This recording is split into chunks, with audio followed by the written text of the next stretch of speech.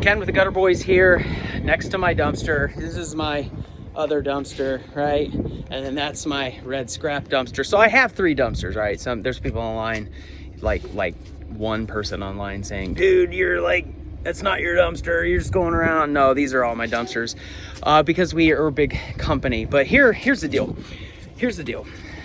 This stuff continues to show up. Today I come out there and I take a little peeksy poo and I find a bunch, and I'm talking like 250 foot of LeafFilter in the dumpster. Now, that's expensive, right? This has to be probably $7,000-8,000 worth of an installed job, and the customer said, come and rip it off. They didn't even want new gutters. They said, just take it off and put your stuff on.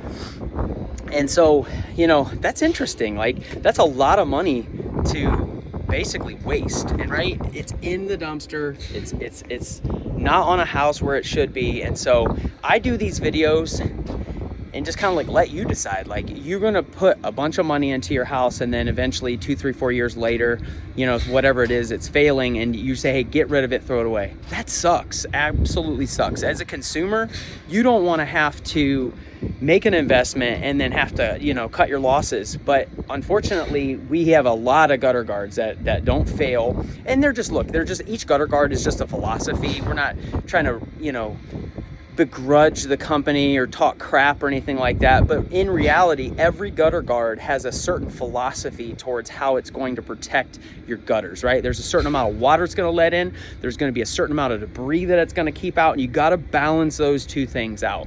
Twin objectives, I call them. And so in the end, I think what's happening is a lot of these filters, I think a lot of it is the water is just not able to get into the gutter, right? So it's keeping debris out fine, right? But the amount of water that you need to go through your gutter system, right? If it's just overshooting it with a lot of like the gutter, like the nose forward and the surface tension guards, a lot of those have failed, and they've been proven to fail because too much water overshoots and it defeats the purpose of the gutter.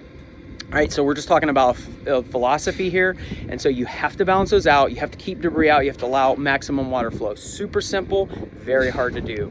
Ken with the Gutter Boys. I'm at my dumpster. I have a lot of LeafFilter, and that sucks.